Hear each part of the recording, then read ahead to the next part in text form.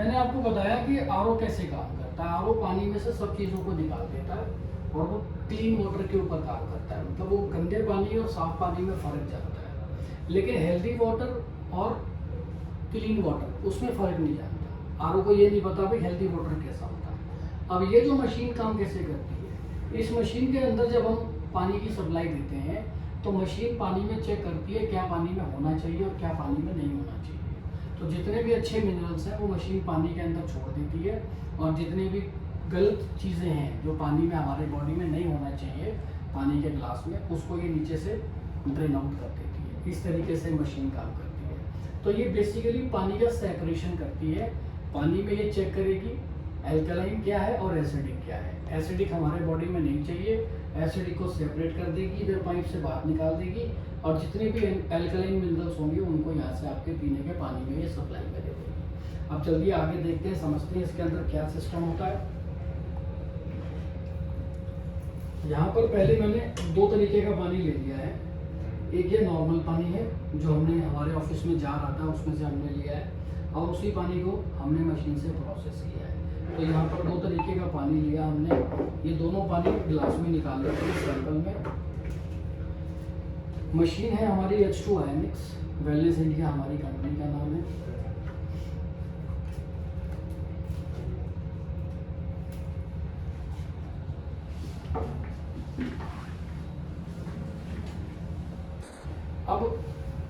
अब देखेंगे दुनिया में कुछ देश ऐसे हैं जहाँ पर लोग सबसे ज़्यादा लंबी उम्र जीते हैं, जिसमें जापान भी एक है। जापान के अंदर आमतौर पे 100 साल की उम्र का आदमी आपको मिल जाएगा, और वो बीमार वाली और वो वैसी हालत में नहीं है, वो फिट है।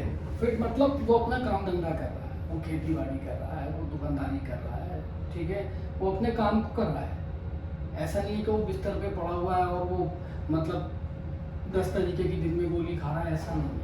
वो अपने काम धंधे पे है। ऐसा क्यों हो पाया? क्योंकि जापान ने देखा कि बॉडी में पानी 70% है, लेकिन सर हमारे घर के किचन में जितना भी खर्चा खाने पे किचन में होता है वो सारा खाने पे होता है। पीने के पानी पे कोई बजट नहीं है। हम किसी भी परिवार से पूछें जी पीने के पानी पे आपका मंथली बजट क्या है, तो 0 है। बस एक आरओ लगा दिया है, साल में जो दे दिया उसका AMC का, बस वो पानी देता रहता है, पीते रहते हैं। क्योंकि पानी के बारे में हमारी जानकारी ज़्यादा है ही नहीं। कई लोग कहते हैं कि आज से तो देखो हमारे दादाजी कुएं का पानी पीते थे। तो सर उस समय जब कुएं का पानी पीते थे तब वहाँ पे फैक्ट्रियाँ भी नहीं थी। आज वहाँ फैक्ट्रियाँ आ चुकी हैं। फैक्ट्रियाँ अपना गंदा पानी पंप के थ्रू ज़मीन में डाल के ख़त्म कर रही हैं, क्योंकि साफ़ करने का खर्चा बहुत है। आज अगर कोई कुएं का पानी पिए तो मर जाएगा आदमी, किडनी फेल हो जाएगी सर, क्योंकि TDS बहुत ज़्यादा है, गंदगी फैल चुकी है। आज से 30 साल पहले खेतों में इतना पेस्टिसाइड यूरिया नहीं छिड़का जाता था जितना अब छिड़का जा रहा है, तो उससे मिट्टी भी खराब हो रही है।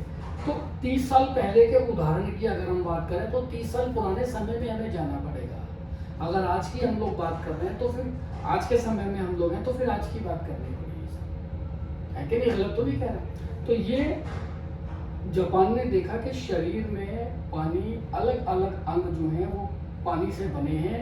लीवर में 86%, ब्लड में 83% पानी है।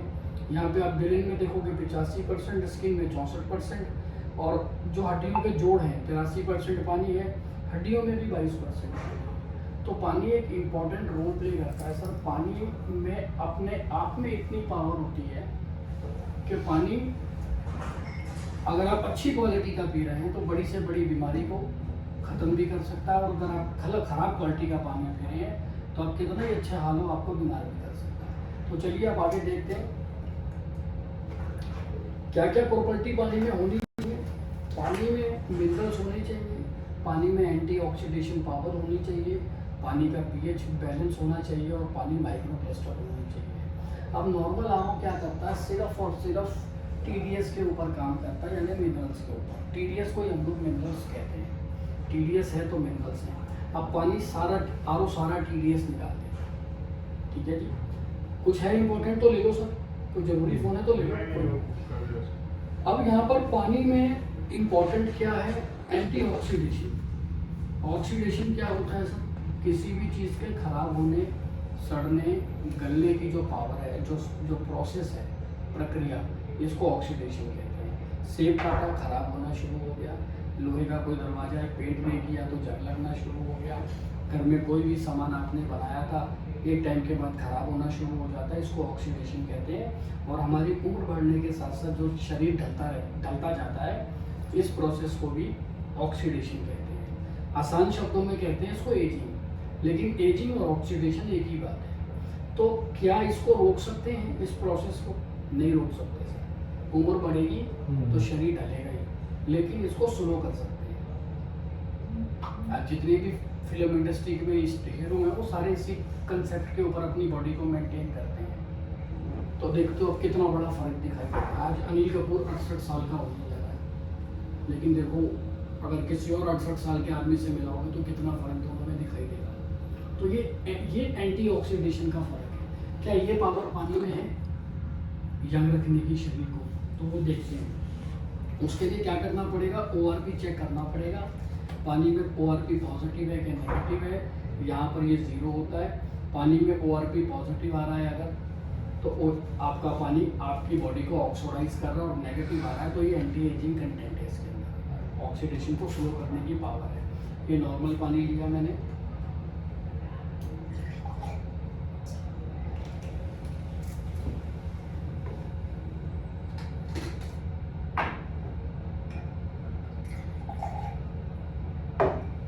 ये मशीन का पानी है। ये हमारे पास ORP मीटर है।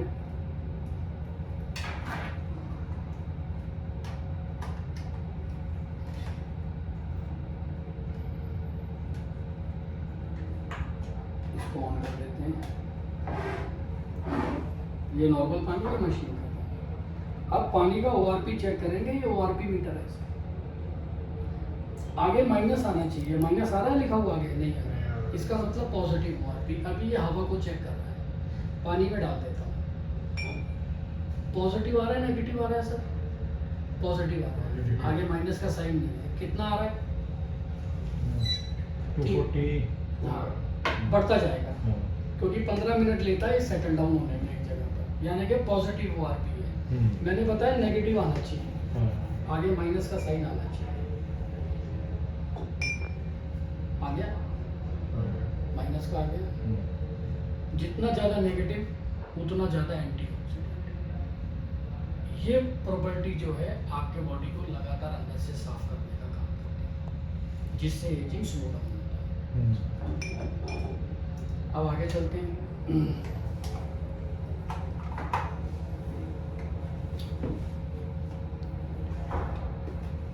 नेक्स्ट आता है हमारा pH वैल्यू। ये भी बड़ा इंपॉर्टेंट है। ये भी बड़ा इंपॉर्टेंट है। pH 0 से लेकर 14 तक का एक चार्ट है। हर खाने पीने की चीज़ का कोई ना कोई pH जरूर होता है। pH 7 जो है 7 pH, इसको कहते हैं सेंटर यानी न्यूट्रल। ये सेंटर होता है। 7 से कम है अगर किसी चीज़ का pH तो वो है एसिडिक, और 7 से ज़्यादा है तो वो है एल्कलाइन। ठीक है सर? अब हमारी बॉडी जो है, ईश्वर ने, नेचर ने हमें कैसा बनाया है? हमारी बॉडी को एसिडिक बनाया है या एल्कलाइन बनाया है? हमारी बॉडी प्राकृतिक रूप से एल्कलाइन है, क्योंकि हमारे ब्लड का pH 7 से थोड़ा सा ज़्यादा है। लेकिन आज के समय में हम जितनी भी चीज़ें खा पी रहे हैं सारी एसिडिक है, जिससे क्या हो रहा है? धीरे धीरे धीरे धीरे धीरे धीरे हमारे बॉडी में एसिड का स्तर जो है वो बढ़ता जाता है। बॉडी कोशिश करती है कि वो अपने अपने pH को मेंटेन कर सके। जब तक वो कर पाती है तब तक ठीक रहता है सब कुछ। जब वो ऐसा करना में असमर्थ हो जाती है, वहाँ से बीमारियों की शुरुआत हो जाती है। क्योंकि इंसान कहता है कि जी मैं बाहर का नहीं खाता, लेकिन मैं उनसे पूछता हूँ कि आप घर में क्या क्या उगाते हो? कुछ भी नहीं, सब कुछ बाहर से ही आता है सर।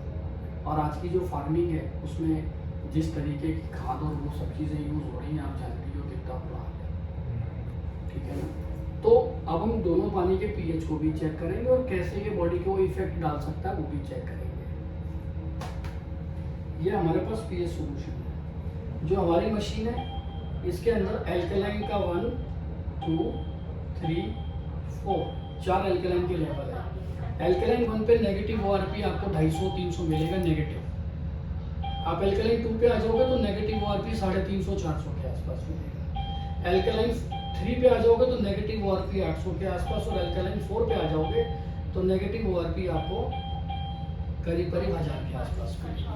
तो कितना नेगेटिव ओआरपी पीना है वो आप यहाँ से देख करके आप पी सकते हो। साथ में जैसे जैसे आप पीएच लेवल एल्कलाइन के बढ़ाते हो, नंबर 1 2 3 4, ऐसे ऐसे पीएच भी बढ़ता रहता है। तो यहाँ पे आपको करीब 8.5 के आसपास मिलेगा, 8.5 पीएच। यहाँ पे मिलेगा 9, यहाँ पे 9.5 के आसपास, यहाँ 10.5 के आसपास। पीने के लिए 8.5 से 9.5 रेगुलर चलता है। ठीक है जी। अब यहाँ पर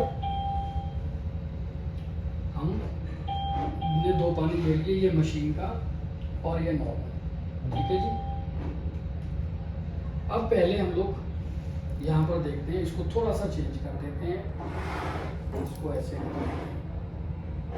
ठीक है जी। ये मशीन का और ये इसका, क्योंकि यहाँ पर हमें ये पानी का लेने वाला है।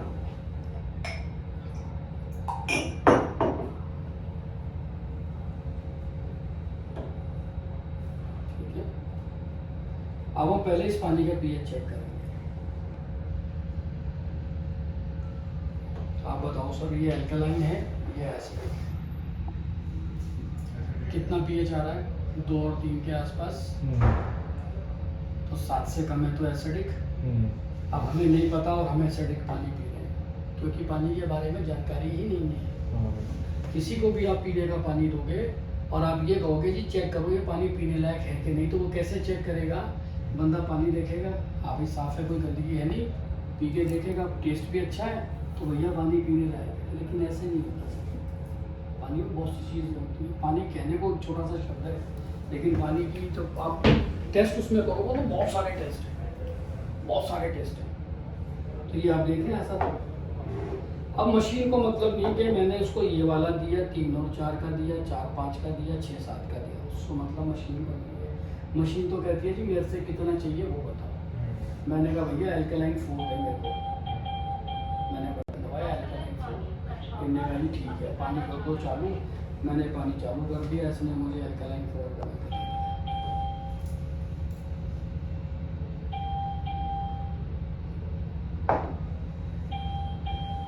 सवाल ये पैदा होता है कि ये किया कैसे मशीन ने, क्योंकि ये तो नीला पानी तो आपको आरओ वाला भी निकाल के दिखा देगा। आपके घर में आरओ वाला आएगा और कहेगा कि मैं एल्कलाइन बना देता हूँ इसको, मैं कर दूंगा आपके आरओ को एल्कलाइन, मैं दिखा दूंगा ऐसा पानी निकाल के, आप डाल के चेक कर लेना ये मेरे आरओ के पानी में, और ऐसे ही आएगा और वो कर भी देगा सर। लेकिन वो कैसे करते हैं? जब आरओ पानी को साफ कर लेता है तो उसमें एक कैंडल होती है जिसमें अलग तरीके का केमिकल होता है। उस पानी को ना साफ होने के बाद उसके अंदर से निकालते हैं तो केमिकल थोड़ा सा घुल जाता है। जैसे फिनाइल की गोलियां नहीं होती टॉयलेट सीट उसमें डाली होती है और वो धीरे धीरे डिजोल्व होती रहती है, ऐसा ही होता है। तो धीरे धीरे घुलता रहता है और उसके घुलने से पीएच वैल्यू बढ़ती है।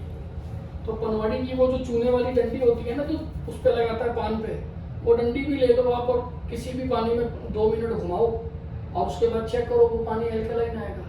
लेकिन ये मशीन ऐसे काम नहीं करती। ये मशीन नेचुरल एल्कलाइन देती है। कैसे? जब मैंने आपके सामने पानी निकाला था तो एक तरफ से ये पानी आ रहा था और एक तरफ से ये पानी आ रहा था। मशीन में जब पानी जाता है तो मशीन एल्कलाइन और एसिडिक दोनों को सेपरेट करने का काम करती है। मशीन को पानी में जितनी भी चीज़ें एसिडिक थी उसने नीचे वाले पानी में निकाल दी और बचा हुआ पानी एल्कलाइन वो मुझे दूसरी तरफ से मिल गया।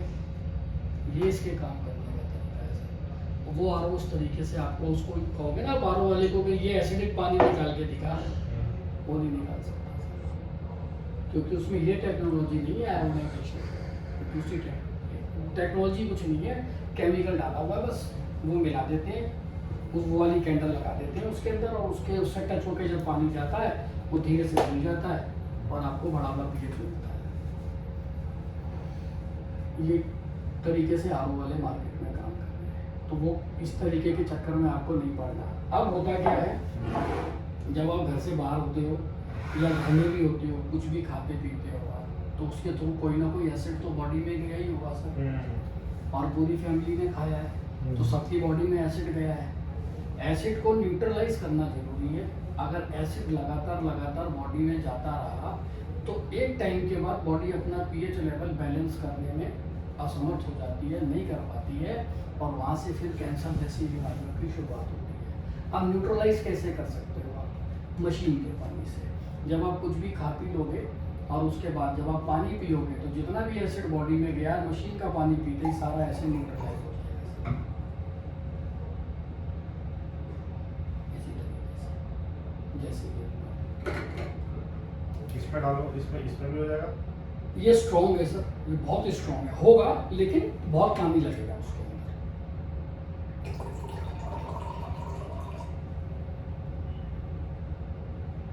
अब वो डालूंगा मैं, क्योंकि वो वाला है ना सर, मशीन का सेपरेट किया हुआ है, छाटा हुआ है, उसमें होगा तो सही। अब देखो ये अराउंड आपका आ गया, ये कोई 5 के आसपास आ गया, ठीक है जी। अब ये धीरे धीरे आएगा, आ जाएगा, लेकिन ये सेपरेट किया हुआ ना, इसलिए स्ट्रॉन्ग है, तो उसमें क्वांटिटी ज़्यादा लगेगी। नॉर्मली कोई भी पीएच वैल्यू को आप कंज्यूम करोगे वो तुरंत हो जाएगा सर, ठीक है। जैसे ये इसकी 25 साल की वो रहती है लाइफ 25 साल से ज़्यादा है सर। अच्छा, 25 साल से ज़्यादा है। 25 साल मशीन में कुछ खराबी हो गई है, कुछ हुआ ऐसा कोई बात नहीं, अगर मान लो कुछ खराब हो गया तो रिप्लेस हो जाता है वो। अलग अलग इलेक्ट्रॉनिक आइटम है इसमें।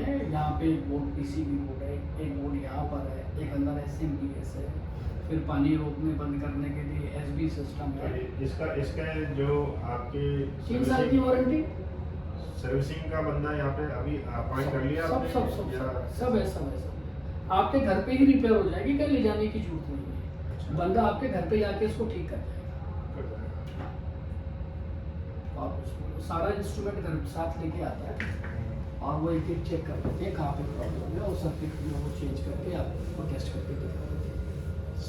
सारे इलेक्ट्रॉनिक पार्ट की वारंटी है इसके अंदर में 3 साल, और जो चैम्बर है जिसके अंदर टाइटेनियम प्लेटिनम प्लेट लगी है जो एल्कलाइन एसिडिक को सेपरेट करता है, उसकी वारंटी है 5 साल। और machine seven platinum, titanium and platinum electrode, यानी कि ये इलेक्ट्रोड करता है, मतलब ये बिजली से आपको इलेक्ट्रोलाइसिस, हाँ इलेक्ट्रोलाइसिस करता है। इसमें टाइटेनियम की प्लेट होती है, उस पर प्लेटिनम कोटिंग होती है, ऐसी 7 प्लेटें होती हैं। अच्छा, चैम्बर के अंदर होती है, तो उसी से आयोनाइजेशन होता है, वहीं पे एल्कलाइन और एसिडिक सेपरेट होता है। तो चैम्बर में जो प्लेट है वो 25 साल तक भी खराब नहीं होती। अच्छा, तो इसीलिए मशीन की लाइफ कम से कम 25 साल है। नहीं जैसे वाटर अगर इसके अंदर जाएगा तो ये जंग लगने का, जो ये सब चीजें तभी तो टाइटेनियम लगाया है ना सर। टाइटेनियम प्लेटिनम में जंग नहीं लगता, कभी नहीं लगेगा, कभी नहीं लगता सर, कभी नहीं लगता। अच्छा। ये दुनिया का सबसे स्ट्रॉन्ग मटेरियल है सर। अच्छा, ठीक है, इसीलिए इस कॉम्बिनेशन को यूज किया जाता है। नहीं तो कोई और यूज करेंगे, मार्केट में होता यही है ना। कई कंपनी बताती नहीं है कि कौन सा मटेरियल यूज किया है। कई कंपनियां मॉलिब्डेनम यूज कर लेती हैं और लोगों को लगता है टाइटेनियम प्लेटिनम किया होगा। मॉलिब्डेनम का चूरा बनना शुरू हो जाता है, तो वो खराब हो जाती है। इसमें प्योर टाइटेनियम और प्लेटिनम। तो ये कोरिया से इंपोर्ट करते हो? ठीक है सर। और क्या है इसमें कुछ? हाँ, अभी और भी चीज़ों में। अब बीमारियों में किस किस में काम करती है? सर ऑलमोस्ट सभी बीमारियों के ऊपर काम करती है। क्यों? क्योंकि बॉडी में कोई भी बीमारी होगी उसके पीछे 2 फैक्टर हैं।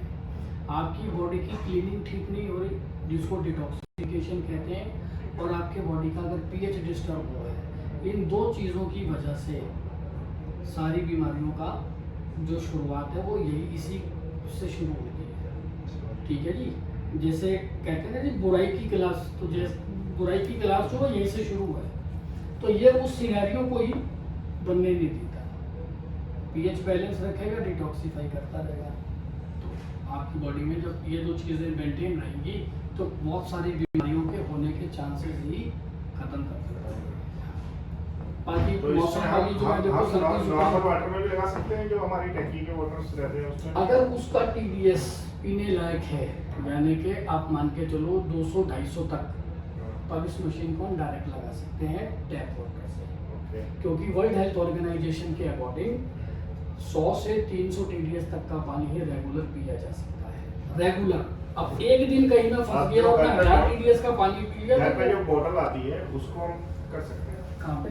जो बोतल्स लेके आते हैं बड़ी बोतल 20 लीटर की, हाँ हाँ हाँ उसमें हम इससे कर सकते हैं। हाँ, तो उसी से तो किया है। हाँ वो वैसे ही कर रहे थे। हाँ, और घर उसमें में कुछ है। फिल्टर टाइप का भी लगाया हुआ था आपने, एक वो मैं देख रहा था उसमें एक पंप filter। है, वो पंप है, अच्छा वो पंप है। वो पंप है जो बाहर पड़ा हुआ था, हाँ। वो पंप है। पंप ही तो मशीन को पानी को उठा के मशीन में देगा ना। अच्छा वो पंप था। हाँ, वो फिल्टर नहीं है, वो पंप है, ओके। क्योंकि रखा हुआ पानी कैसे चलेगा सर? अच्छा अच्छा अच्छा। हाँ, यहाँ तो अगर चौथा फ्लोर है और छत पे टंकी है तो भी तो ये प्रेशर भी उठाता है उसको पानी को? नहीं, इसमें पंप नहीं होता सर, अच्छा इसको तो मूविंग वाटर चाहिए। चलता हुआ पानी चाहिए। हाँ, पंप अलग से लगेगा। पंप लगेगा। अगर आपके यहाँ पर प्रेशर की कमी है या नॉर्मल आरओ है टैंक वाला, तो वो पानी मूव कैसे करेगा सर? 8-10 लीटर पानी, 20 लीटर पानी में तो इतनी पावर ही नहीं होती। समझ गया। कोई ग्राउंड फ्लोर हो और चौथी मंजिल पे टंकी लगी है तब इतना प्रेशर होता है कि पानी खोलते ही दौड़ेगा।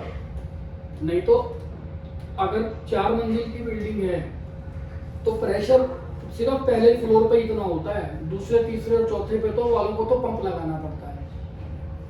आपने तो वैसे भी देखा होगा आजकल छत पे सब लोग पंप लगवाते हैं, क्योंकि 4th फ्लोर पे प्रेशर ही नहीं होता, 3rd पे प्रेशर ही नहीं होता, पानी कहते हैं खोलते हैं तो धीरे धीरे आता है।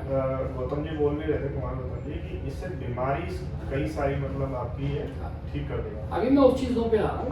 अभी तो मैंने 2 प्रॉपर्टी बताई है आपको, अभी तीसरी प्रॉपर्टी पे आ रहा हूँ, फिर बीमारी के ऊपर बात करेंगे। ठीक है जी, ये चीज़ आपने देखी, ठीक है। रोकना इसको जरा बुलाना। ये आता है माइक्रो क्लस्टरिंग। माइक्रो क्लस्टरिंग मतलब पानी को पतला करना। नॉर्मली तो दोनों ही पानी एक से दिखेंगे, लेकिन जब माइक्रोस्कोप से आप देखेंगे तो दोनों में पानी के थिकनेस में आपको फ़र्क मिलेगा। जब मशीन से एवरेज होकर पानी निकलता है तो मशीन इसके मॉलिक्यूलर स्ट्रक्चर को तोड़ करके 20 से 25 मॉलिक्यूल्स का होता है, इसको करते हैं 4 से 6 मॉलिक्यूल्स, अब हो जाता है पानी पतला। अब पानी पतला होने से क्या बेनिफिट होगा? धन्यवाद। अब पानी पतला होने से क्या बेनिफिट होगा? सबसे पहले जब हम पानी पिएंगे तो आप 2 गिलास पानी भी एक साथ पी जाओ, ये वाला आपको हैवीपन महसूस नहीं होगा। ये तो नॉर्मल पानी 1 गिलास के बाद पीने का मन ही नहीं करता। और वो 1 गिलास पानी भी अगर पी करके आप 20 मिनट बाद भी किसी गाड़ी पे बैठ गए ना, तो गाड़ी जब चलती है तो पेट में वो पानी हिलता हुआ महसूस होता है।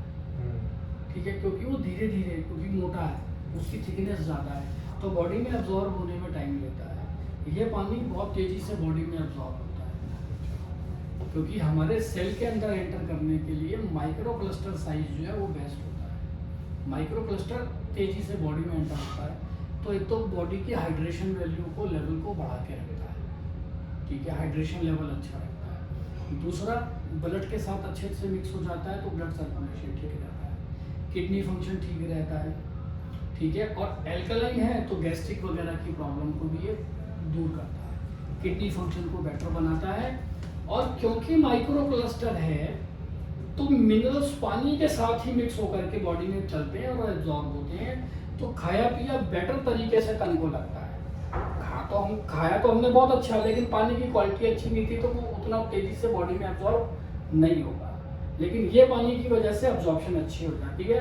तो वही माइक्रो क्लस्टर का मैं टेस्ट आपको करके दिखा रहा हूँ यहाँ पर अभी।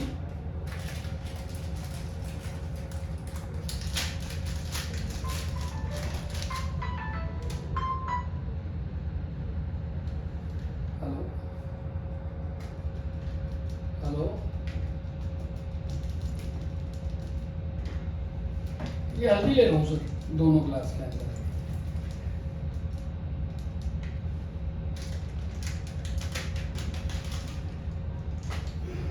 नॉर्मल पानी मिलाते हैं पहले हल्दी में,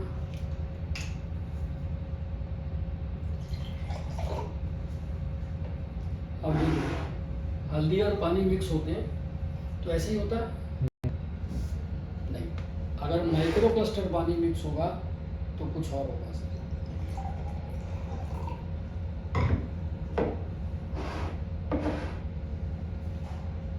ये वो वैसे क्यों हो गया था? क्यों हो गया वही बता रहा हूँ। ये जो रंग है ना सर, ये हल्दी के अंदर जो एक तत्व होता है जिसको करक्यूमिन बोलते हैं। हल्दी एक्सट्रैक्ट सुना होगा आपने, हल्दी एक्सट्रैक्ट। एक्सट्रैक्ट मतलब जो हल्दी में से निकाला जाता है, एक्सट्रैक्ट, उसको कहते हैं करक्यूमिन। ये करक्यूमिन का कलर है और वो हल्दी पाउडर का कलर है। ये पानी करक्यूमिन तक गया है, ये पानी करक्यूमिन तक नहीं गया क्योंकि ये मोटा था। ये चीज समझ में आई सर? अब ये वाली हल्दी में पीऊंगा तो हल्दी के सारे फायदे मुझे मिलेंगे, मेरे शरीर को एब्जॉर्ब हो पाएंगे। इसमें 50% होंगे, जितना शरीर डाइजेशन से निकाल लेगा बाकी सब वेस्ट हो जाएगा। ये चीज़ होती है माइक्रोन्यूट्रिएंट्स। अब एक चीज़ आपको और बताता हूँ।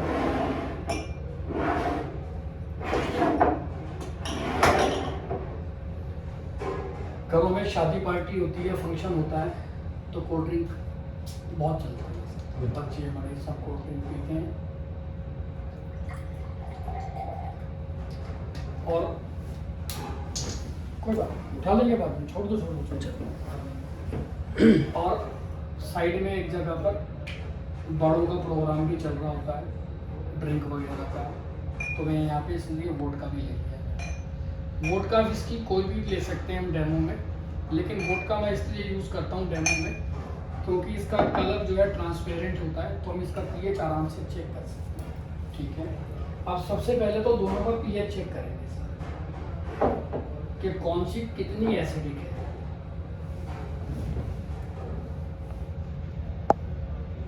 ये रहा कोल्ड ड्रिंक, नहीं, हाँ ये है वोडका। ठीक है सर, दोनों ही एसिडिक हैं, देख पा रहे हो आप? ये तो बहुत एसिडिक है। और ये थोड़ा सा, ठीक है जी। अब दोनों ही ये एसिडिक हैं और बच्चे तो हम लोग उनको कोल्ड ड्रिंक भी अलाउ कर देते हैं कि चलो कोल्ड ड्रिंक पी लो। आजकल 21 साल की उम्र में बच्चों ने कोल्ड ड्रिंक पीनी शुरू कर दी है, तो सोचो हेल्थ कहाँ जाएगी। अब ये दो लोग हैं, मान के चलो, एक ने कोल्ड ड्रिंक पी और एक ने ड्रिंक की, हार्ड ड्रिंक ली। दोनों ने बाद में एल्कलाइन पानी पिया, तो देखते हैं क्या चेंज आता है। क्या कोल्ड ड्रिंक पीने के बाद बॉडी एल्कलाइन में जल्दी आ पाती है?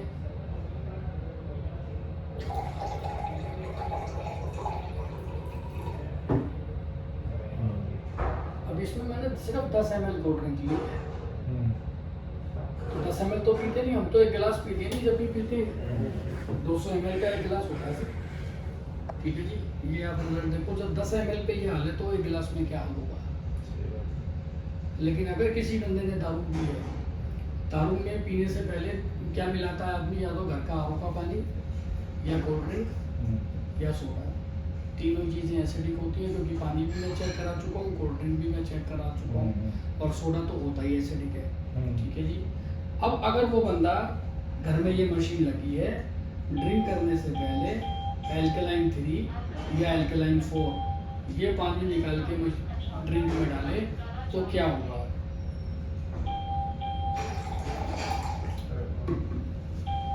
क्या हुआ? एसिडिक, यहाँ से उठ के यहाँ आ गया, तो दारू का नेचर, पीएच जो था वो बदल गया। एंटीऑक्सीडेंट भरपूर इसमें है, वो भी ऐड हो गए, पीएच भी बढ़ गया, और माइक्रो क्लस्टरिंग की वजह से जो आदमी 4 पैक पीता था, जिस लेवल के लिए, वही लेवल पे वो 3 पैक में चला। तो ये इस पानी के थ्रू क्या होता है कि जिन लोगों को, वैसे तो देखो हम सपोर्ट नहीं करते किसी अल्कोहल की, लेकिन लोग छोड़ नहीं पाते, तो भाई इसमें पीने से क्या होगा कि काफ़ी हद तक शरीर के अंगों को ये बचा देते हैं। अब आपको एक चीज़ का डेमो और दिखाता हूँ।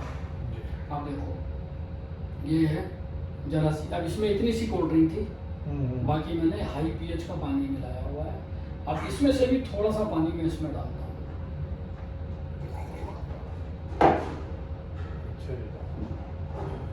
इतनी सी कोल्ड ड्रिंक अगर 200 ml पी ली ना सर, एक गिलास कोल्ड ड्रिंक, तो कम से कम ऐसी 150 बोतलें लगेंगी वापस से बॉडी को एल्कलाइन में ले जाने के लिए। 10 ml पे 40 बोतलें तो 10 ml पे लग जाएंगी।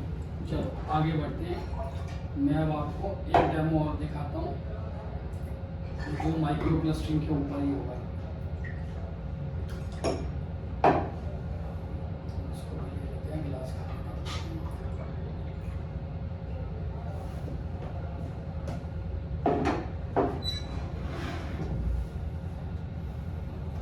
ग्रीन टी बनाते हैं, क्या करते हैं, पानी को गर्म करते हैं, ठीक है सर। या किसी भी चीज का जब तत्व निकालना होता है तो पानी को गर्म करते हैं, क्योंकि बिना गर्म किए तो जब हम चाय बनाते हैं तो गैस चला के जब पानी उबल जाता है तो पत्ती डालते हैं। अगर पानी गर्म नहीं होगा, पत्ती डालेंगे तो उसका रंग ही नहीं आएगा ठंडे पानी में। इसी वजह से उसको गर्म किया जाता है कि वो उसका रंग निकले। वही काम ये पानी कैसे करता है। वो ये सौंफ ले रहा हूँ, सौंफ, चाय पत्ती, कुछ भी यूज कर सकते हैं।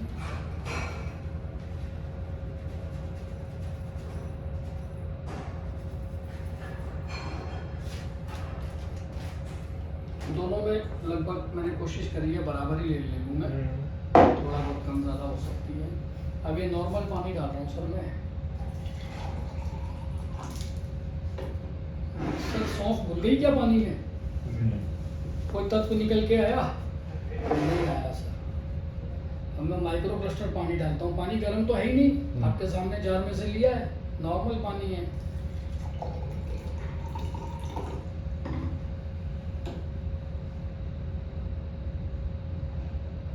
इसमें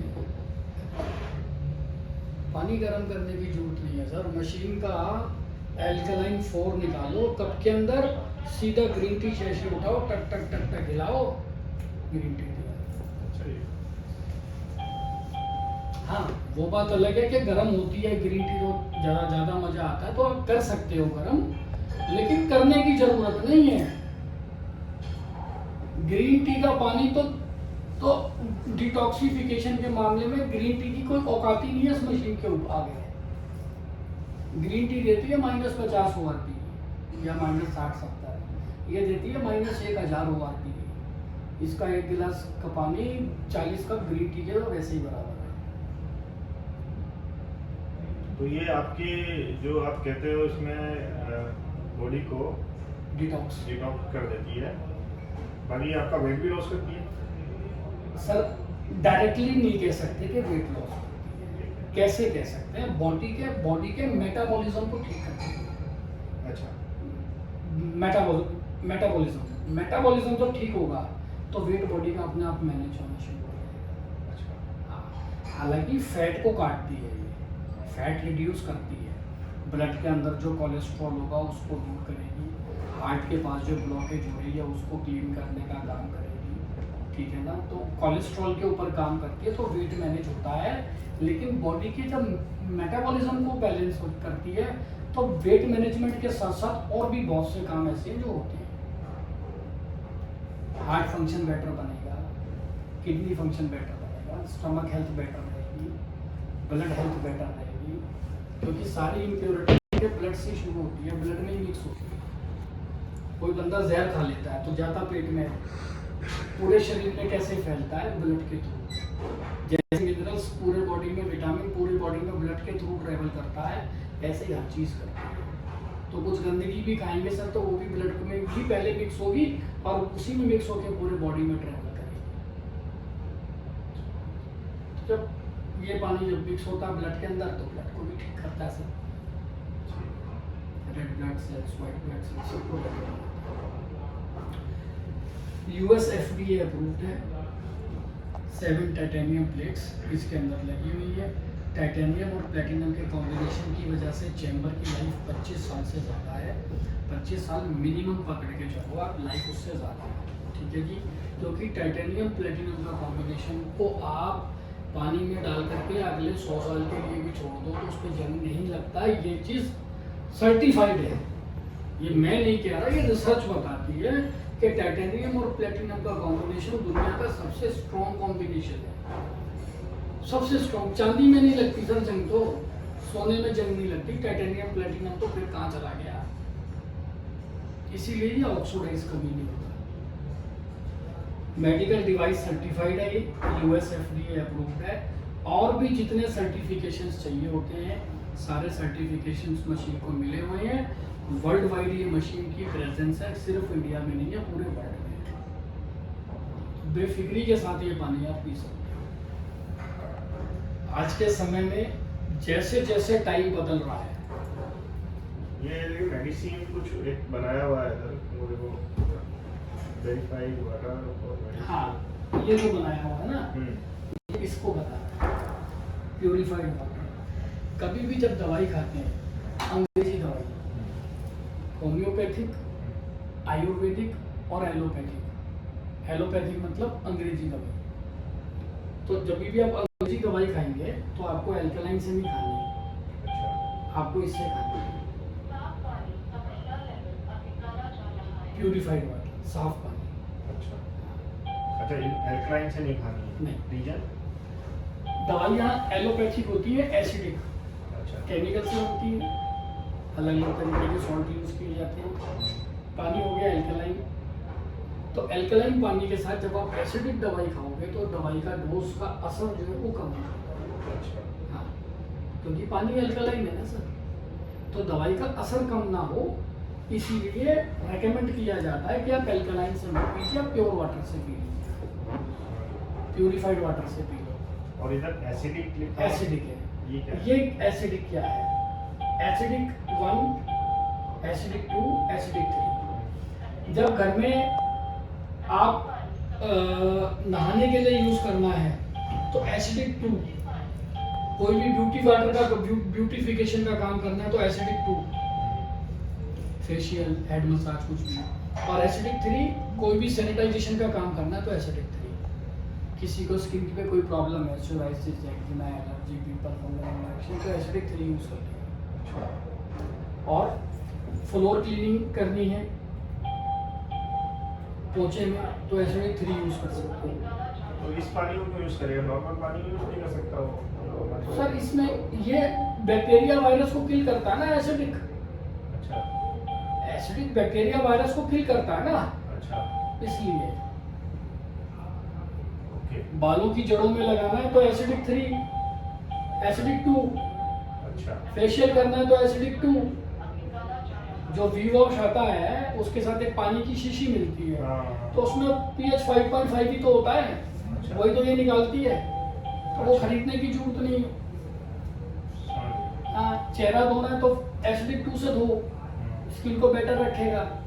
कोई स्किन पे प्रॉब्लम है, psoriasis, eczema, allergy, pimple, fungal infection, तो एसिडिक 3 में धो, तो बैक्टीरिया वायरस को मारेगा, यहाँ पर स्किन को ठीक करेगा। कई तरीके का पानी निकलता है। ये सारे पानी जब आप ये यूज करते हो तो भी निकलते हैं, अच्छा। लेकिन नीचे से, सर ये ऊपर से आने लगता है। फिर ये ऊपर से आएगा।